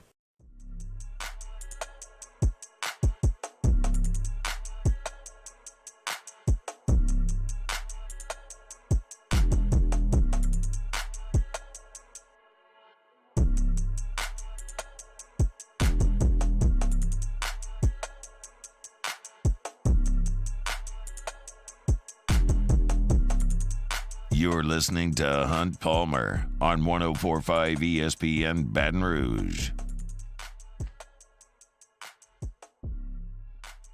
Trying to put basketball in the rearview mirror there, but I'm checking out the Bayou 4 chat, and I got Shane LeBlanc said team giving up is on the coaching. Again, if they would have lost every game but played with fire and hustle, then Matt McMahon could improve this team. What they showed this year, not so much. I just flatly disagree. They got beat by Vanderbilt, but they beat Georgia. I don't think they quit in that game. They were at Florida in the finale. They had a double-digit lead in the second half of that game. I don't know that they quit there. Played Missouri at home and were leading in the second half of that game. At Ole Miss, they got smoked, and that was pathetic. But they beat Vanderbilt. And I just don't – late in the season, I just don't know that they gave up. I think they just were very, very poor offensively, not very good defensively, and not good late in games. I don't think that's quitting when you can't hold a 10-point lead with 10 minutes to go against Florida. I think you just started turning the ball over, and Florida started making threes. You want to tell me that 2-16 is unacceptable? That's one thing. You want to tell me the guys gave up? I just flatly disagree. But we can agree to disagree. It's okay. Unfortunately for those of you who disagree with me, I've got the microphone, which gives me a fairly decided advantage. That's what the chat's for, though. I will promise to read things in the chat that are pertinent, and if they disagree with me or prove me wrong, we'll go ahead and do it. All right, SEC baseball over the weekend. Just some thoughts. I do this because, as I've said a couple times, and I won't regurgitate this all the time, but I just don't feel like a lot of baseball fans watch a lot of other teams' baseball games. I think you spend your 2.5 hours watching LSU, and you're not gonna lock in on Alabama, Columbia, or Florida, Siena all that often. So I feel like as I kind of recap what happened in some of the weekend series, you're giving people information they may not have had otherwise. So that's kind of why we do it here on Mondays. Bama, who was undefeated going into the weekend, lost to Columbia on Friday night, and then came back on Saturday and gave up 11 runs in the fourth to lose that one as well. So their visitors from the Ivy League took 2 of 3. I said last week I tended to lead towards Bama being good and not just beating up on atrocious teams and being a below-average SEC team. I said I thought they would be kind of a 16, 17-win SEC team, not a 10-win SEC team, not a 22-win SEC team. And I kind of still feel the same way. I think their top 2 in their rotation are pretty good, and they've swung the bats well. They got lit up in an inning on Saturday and gave up 11 to Columbia. That's not going to happen very often, but I don't think they're necessarily a team I think that will threaten for the SEC West, but I do think they're a potential regional host still. So we'll see. Nice weekend for Arkansas. Louisiana Tech's a pretty good baseball team. I said what I did about them, last week, puffing their chest about that game in Oxford, and I still believe that. But they did go to Arkansas and got swept. Arkansas beat them 7-4, 6-1, and 15-6. Arkansas still got some issues with pitching, but Hagen Smith has been pretty good for them in game ones, and they've hit. And that's what they're going to have to do.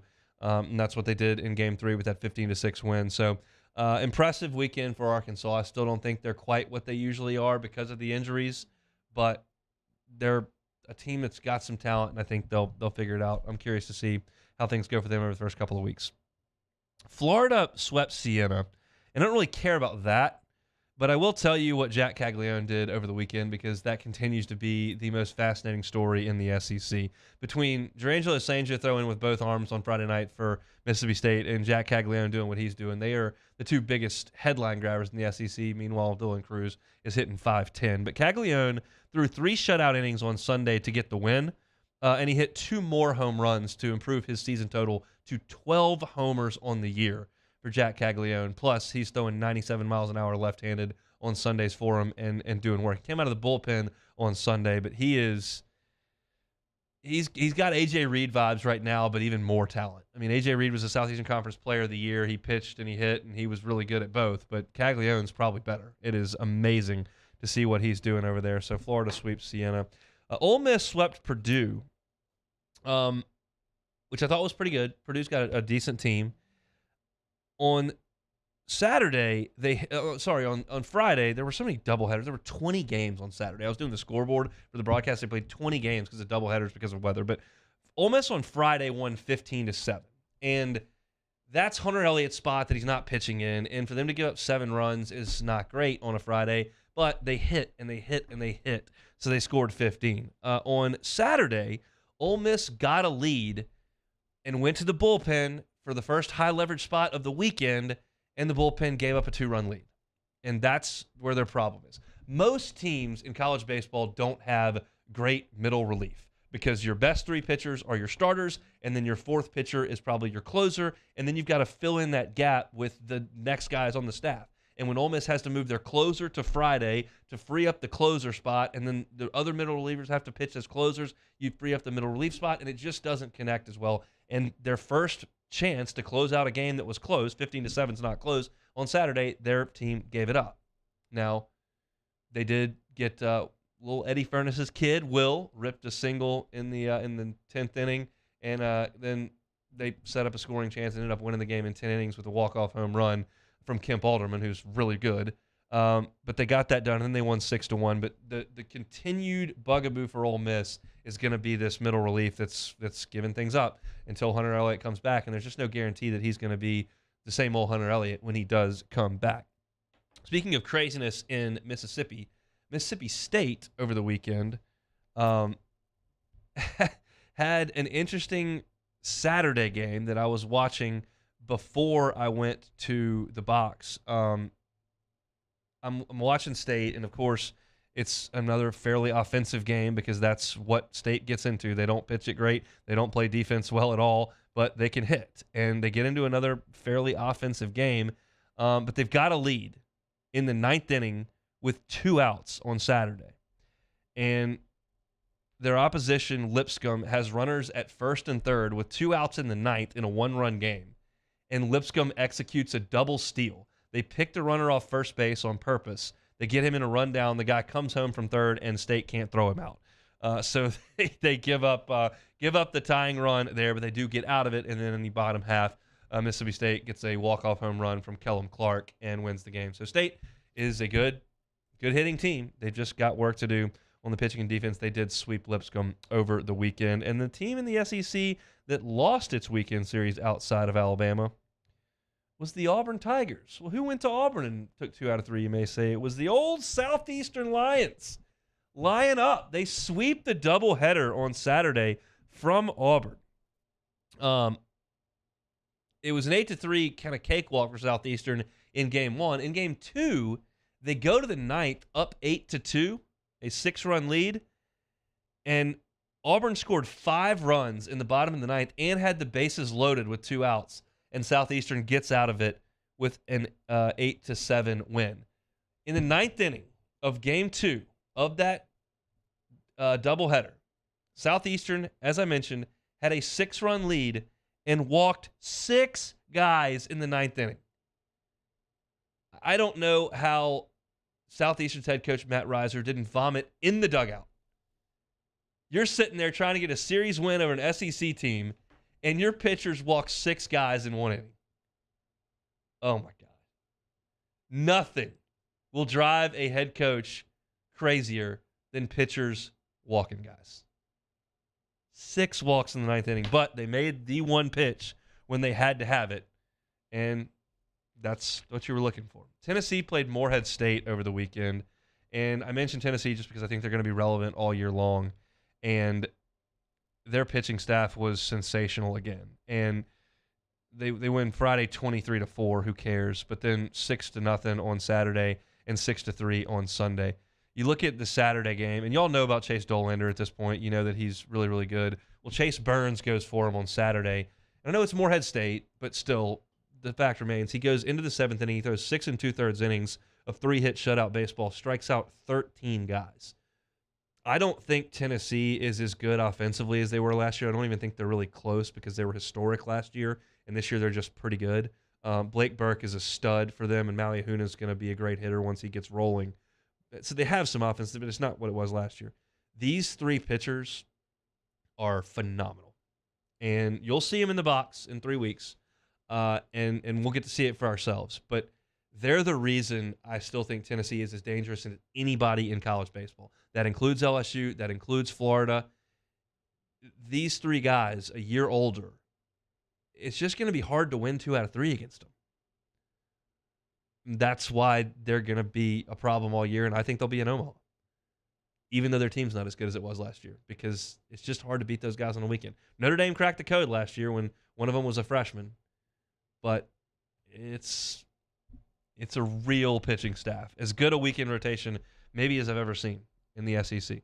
So Tennessee sweeps Morehead State. That's kind of your look around the Southeastern Conference. Still got 30 minutes to go here on a Monday edition of the Hunt Palmer Show. Hope your Monday is going well. Come back with us for more on 104.5 ESPN Baton Rouge. This is Hunt Palmer. In times of need, get a full list of phone numbers, websites, and other important emergency information on the Demco Stormwatch page at 1045ESPN.com. At Auctioner, we know healing is a team sport. That's why we've partnered with world-renowned orthopedic surgeon Dr. James Andrews to create the Auctioner Andrews Orthopedics and Sports Medicine Institute. Whether you're a professional athlete or a weekend warrior, our team of specialists are dedicated to getting you back in the game. So whatever your reasons are for reaching your personal best, we've only got one. You. Auctioner Andrews Institute. Long live you. I've been doing business with Luba for 25 years. They're dependable, trustworthy. It's just the attention to detail with our clients. Our folks have years and years of experience. They're highly trained professionals. But many companies have that asset.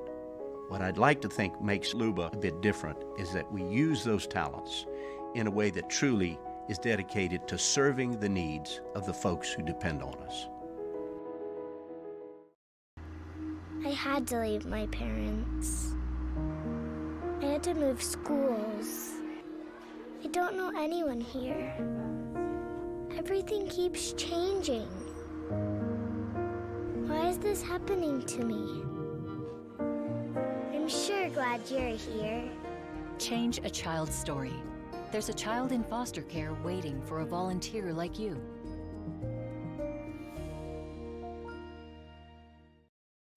Louisiana. It's a place defined by culture, by pride, by passion, by people who do more than love this place. They celebrate it, elevate it, champion it. They are the individuals who embody what makes Louisiana great. The companies that make Louisiana a better place to work and live. The nonprofits leading transformational change in our communities. Champions of Louisiana are all around us, and LWCC is proud to celebrate them because we've always been Louisiana loyal, supporting the workers, the innovators, the change agents of this great place we call home. Who are the champions around you? Together, we can share their stories. Together, we can help our home state thrive. Together, we are Louisiana loyal. Always.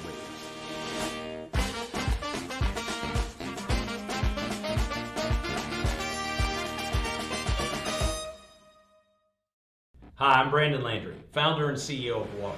Hi, my name is Dr. Craig Green. This is Ryan Terrio with HUDCORoofing.com. Hey, it's Matt Moscona. No matter how big your commercial roofing job, Hudco can help.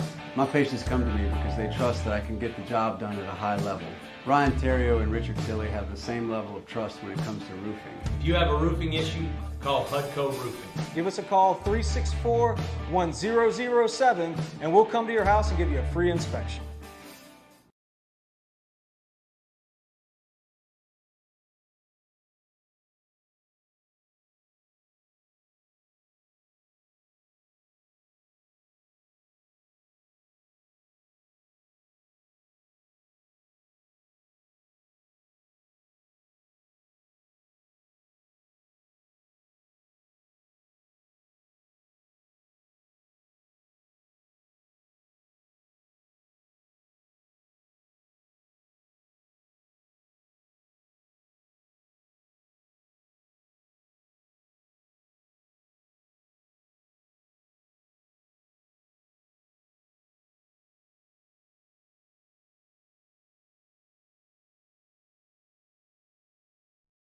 On Tuesday's OTB, it's that time once again. Lakers, Pels, in the blender. Plus, Nick Underhill stops by to fill you in on all the latest Saints news. Off the bench, 7 to 10 a.m., 104.5 ESPN.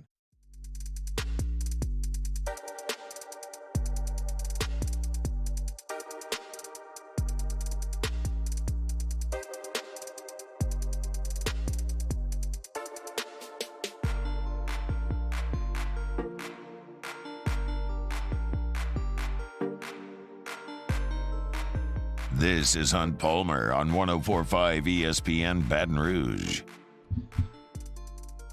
So last week, during tournament week, a lot was made of the threat that Pete Maravich's all-time collegiate scoring record might fall. And all eyes were on Detroit Mercy to see if finally, after 60 years, if it would fall. And I'm sitting there literally on my phone watching Antoine Davis hoist a three at the end of regulation that would have tied the record, and it falls short. And at that point, I'm thinking, okay, the threat's over. Pistol Pete's record stands. And then I come to work the next day. I hadn't even given this 1 second of thought. I come to work, and one of our coworkers says, "You know they're going to get their way into that CBI thing, don't you?" And then he's going to break the record in that tournament. I was like, oh, man, I didn't even consider that. And then it was all a buzz. Is Antoine Davis and Detroit Mercy, are they going to cut the check for $50,000 to go play in this brand new tournament against that no one's ever heard of and break the record? And I thought it was definitely going to happen. Detroit Mercy would be able to hang a banner in the rafters saying Antoine Davis, all-time leading scorer in Division I. It puts the spotlight on them for 2 whole weeks when I'll be one. I've never heard of Detroit Mercy in my life. How long have I been watching college sports? 30 years. Never heard of it. Puts the spotlight on your program for another 2 weeks. For the CBI, not only can I not name a single team that's ever won the CBI, I can't name a team that's ever participated in the CBI. I can't tell you what state it's played in, what arena it's played in, who's in it this year. I can't tell you anything about the CBI. We'd be paying attention to it then. It makes all the sense in the world for both. And it's completely within the rules to go play in this tournament. And to me, yeah, as an LSU fan, I would look at it and go, man, I wish that Pete Maravich was still the all-time leading scorer, but Antoine Davis broke it playing in the CBI. It wouldn't diminish Pete at all. People would still know who Pete Maravich was. And I've been talking about this story for a week. Literally during this segment, I had to look up Antoine Davis's name. I knew it was Antoine. I forgot his last name was Davis. That's how impactful this thing has been on me. I couldn't even remember the kid's last name. So they would have to like rewrite the record book literally, but everyone would still know about Pete Maravich. They named the frickin' building for him. He's on the NBA Top 100. Highlight videos, the Pistol, Sports Illustrated covers. I don't think it would have compromised any of Pete Maravich's legacy. Everyone would be aware that this was done in 5 years plus a CBI, and Pete Maravich did it in 3. And for Antoine Davis, it would be cool for him to walk into Detroit Mercy games for the rest of his life and see his name up there and say, hey, all-time leading scorer. And I don't think – it's not like he played 9 years or it's just – I realize as I think it through, and I've thought about this previous to coming on the air, and I'm talking through it right now, that it's easier to just go, oh, it cheapens the record. It would be an asterisk. It'd be bad for the kid. Keep the Pistols record. And it's like, I just don't think of it in that black and white of terms and that definitive of terms. I don't think Antoine Davis playing in the NIT, in the CBI, and hitting a couple buckets and having that record in 5 years plus a CBI would be some sort of black eye on him and the school. I don't think it compromises Pete's legacy at all. I think it would have been cool for him. I was pulling for Maravich's record to stand because I'm an LSU guy. I'm trying to take my purple and gold off and look at this thing from the totality of it. And a kid setting the all-time scoring record would be pretty cool for him. Now, I don't know if the CBI decided not to invite Mercy or if Mercy decided not to go to the CBI. And if they decided not to go to the CBI because of the record or because they didn't feel like they qualified, I don't know why it fell through or did not happen. I haven't read any reports on that. I don't know. But I feel like it wouldn't be that big of a deal if he broke it. You hear black eye this and manufactured this. I think it'd been cool for the kid. But as an LSU guy, as I said I was taking that off, as an LSU guy, I'm glad the record holder is still Pistol Pete. And I promise you, just in the course of a barroom discussion, if you got into the old LSU's all-time starting five versus Duke's all-time starting five, and LSU, you said, oh, they have Pete Maravich and Mahmoud Abdul-Rauf and Stromile Swift and Shaq and Bob Pettit, and the retort was, oh, Maravich, that guy, I mean, Antoine Davis scored more points than him. I don't think that's how that conversation would go. I think everyone would be like, yeah, Pete averaged 44 a game in 3 years and scored a lot of points. That's awesome. You know,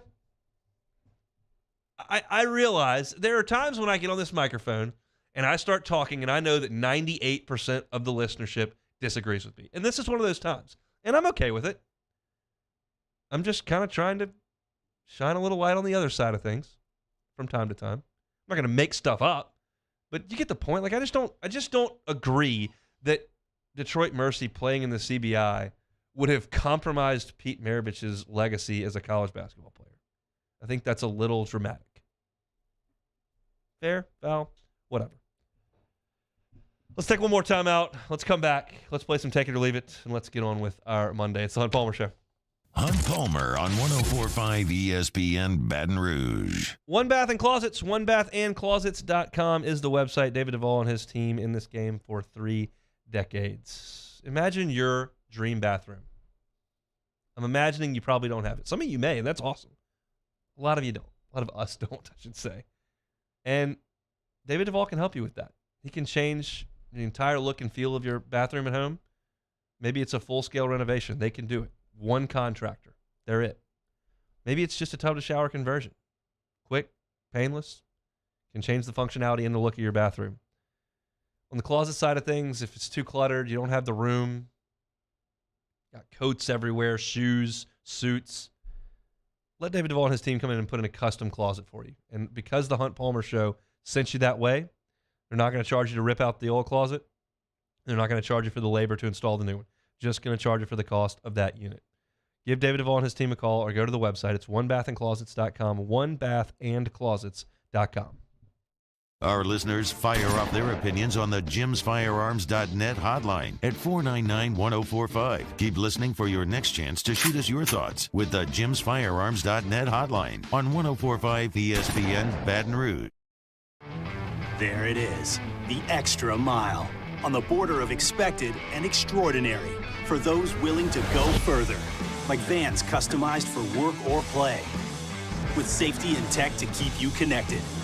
Supported by a 5-star sales, service, and finance team, and backed by the 1-star you know. So go the extra mile. It's never crowded, because so few have what it takes to go there. Mercedes-Benz Vans. Gulf Coast Office Products is a nationally recognized Savin office equipment dealer based right here in Louisiana. Over 100 employees strong, Gulf Coast has the boots on the ground to support all vertical markets, from education, engineering, legal, and finance. With the latest in office technology, from desktop to production segment units, Gulf Coast and Savin have the perfect fit for you. Call 225-756-2644. That's 756-2644 for Gulf Coast Office Products. At Auctioner, we know healing is a team sport. That's why we've partnered with world-renowned orthopedic surgeon Dr. James Andrews to create the Auctioner Andrews Orthopedics and Sports Medicine Institute. Whether you're a professional athlete or a weekend warrior, our team of specialists are dedicated to getting you back in the game. So whatever your reasons are for reaching your personal best, we've only got one: you. Auctioner Andrews Institute. Long live you. I've been doing business with Luba for 25 years. They're dependable, trustworthy. It's just the attention to detail with our clients. Our folks have years and years of experience. They're highly trained professionals. But many companies have that asset. What I'd like to think makes Luba a bit different is that we use those talents in a way that truly is dedicated to serving the needs of the folks who depend on us. I had to leave my parents. I had to move schools. I don't know anyone here. Everything keeps changing. Why is this happening to me? I'm sure glad you're here. Change a child's story. There's a child in foster care waiting for a volunteer like you.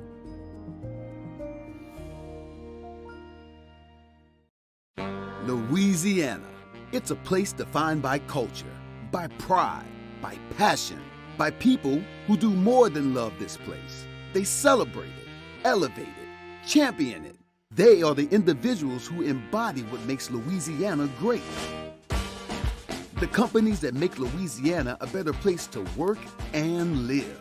The nonprofits leading transformational change in our community. Hanigrove, join us for the Tuesday edition of Hanny Time. Dwayne Colucci from the South Point and Rampart in Las Vegas is with us, and we break down the NCAA bracket. Hanny Time, noon weekdays, 104.5 ESPN Baton Rouge.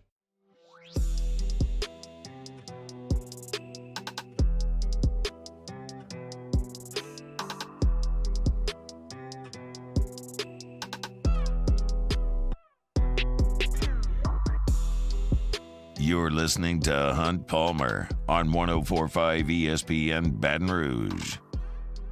All right, Taylor Sharp, let's play a game. We're going to play Take It or Leave It. Before we play Take It or Leave It, I just want you to guess, as you're looking forward towards me and there are 4 TVs behind you. One of them is on ESPN. Who do you think is on ESPN right now? Like, host or who are they talking about? Who are they talking about? Aaron Rodgers. It is.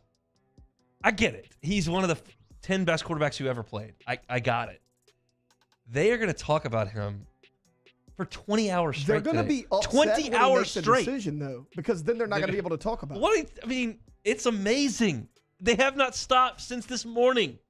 I watched for like 5 minutes this morning. We had a little bit of trouble getting the Myers man up this morning because it's still dark outside, and he didn't really quite get that. He wanted to stay asleep. So he stayed asleep for a while, and then we had to kind of rush everything on his end this morning. So I didn't get my usually like 12 minutes of TV time. It was more like 4. But it was all Aaron Rodgers. And then I got in my car to drive here, and it was Aaron Rodgers. And I went and got lunch, and it was Aaron Rodgers. It's all they're talking about. It's amazing. By the way, Adam Schefter did just mention on ESPN, apparently, saw this on Twitter, there are mounting indications that would suggest he is headed to the Jets. Whatever mounting indications are. There was always word that he didn't like the way Brett Favre did things, and he's going to do the exact same thing. It's just kind of ironic. Funny how that works, huh? Yeah. Heavy as the head with the crown, I guess. All right, let's play some Take It or Leave It. Let's do it. PGA Tour player Tom Hogue won $1.5 million after shooting a course record 62 at the Players' Championship. And then he flew home and coached on Monday morning. Take it or leave it.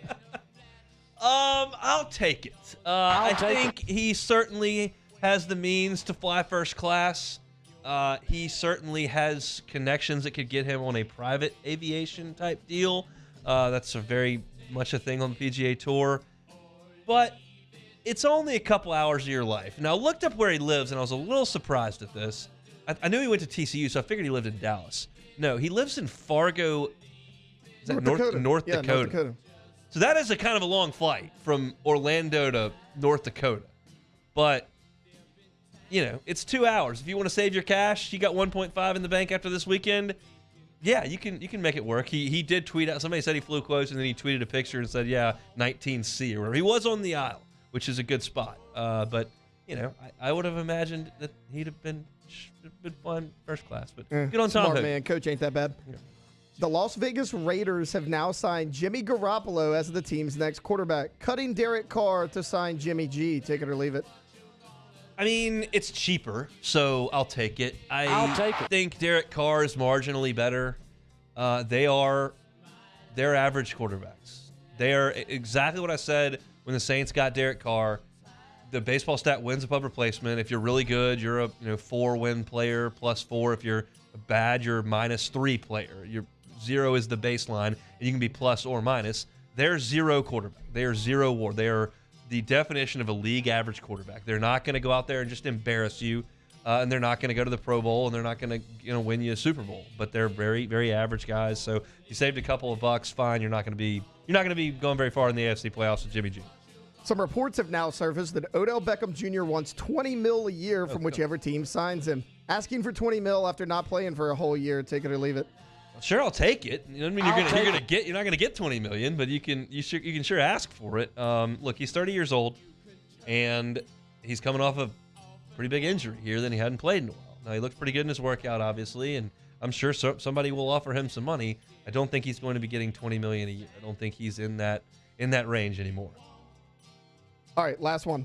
North Carolina Tar Heels were preseason number 1 in the basketball polls this year, but they have now failed to make it to the NCAA tournament and now declined an NIT invite. Yep. Hubert Davis will be on the hot seat next year. Take it or leave it.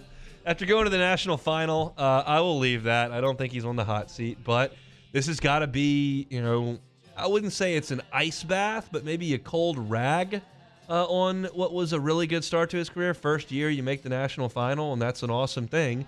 And you think, all right, we've definitely got this right. And then you follow it up with kind of a dud. And I always thought it was a bad hire. I thought John Shire was a bad hire. I think all these blue blood basketball programs hiring the guy that sits next to the legend is kind of lazy. And I think you can hire really proven good coaches and not just the guy that played for you that's sitting next to him. But that's the way they've decided to go, and we'll see how it works. Duke's playing awesome right now, the same way that North Carolina was playing awesome at the end of last year for Hubert Davis. We'll see what John Shire can do, but I don't think that Hubert Davis is going to be on the hot seat. I'll go ahead and leave that. All right, do want to mention before we get out of here that the Lady Tigers got a 3 seed in the NCAA women's tournament, and that is, to me, it's certainly an indictment of LSU's non-conference schedule, which was pathetic. We all know that, but it's also just a massive indictment on the SEC. We know the SEC's got some powerhouse programs. South Carolina's the best in the country, and Tennessee is what they are. Mississippi State's had their run. LSU looks to be resurging a little bit on their end, and they're for LSU to lose one conference game and then one game in the tournament and have them knocked down to the 3 line with 2 losses is an indictment on the league, I think. If LSU goes out there and handles their business in baseball this year, they're going to be a top 8 seed, which would be a top 2 in the NCAA tournament. And that's because the league's so good. In football, you handle your business in the league, you're in good shape. I know their non-conference is bad, but a 3 seed? I mean, I'm not going to take the time to go dive into the metrics of all the women's basketball teams around the country. But I'm just looking from the outside in and going, they've lost 2 games and they're a 3 seed? That seems like tough for the SEC, which is obviously down a tick. And Kim's trying to lower those expectations of that press conference yesterday, saying we're supposed to be in the Final Four in year 2. Well, I think you should make the Final Four. I think it'd be great if you make the Final Four. Will I be disappointed? Will most teams be disappointed if they lose in the first weekend, lose in the Sweet 16? I think people will be disappointed. Not like burn the program disappointed or like this is a disaster, just like, man, that was a really good run and now they've lost. I think you'd be disappointed if they didn't make the Final Four. So we'll see. They'll get things cranked up this week as a 3 seed. I'll be playing in the PMAC in front of what'll be a great crowd. So hopefully they do a great job in the tournament and finish this season off the way that they want to. That'll do it for us here on a Monday. Missed any of the show, we opened things up, 30 minutes of LSU baseball talk. Talked about Will Wade to McNeese and Chris Beard to Ole Miss. Shai Tuttle, Damian Yamada have agreed to deals inside the Saints division. Talked a little about that in the first hour as well. I gave kind of a thought on LSU's basketball program moving forward, what we saw this year and where things need to go at the top of hour number 2.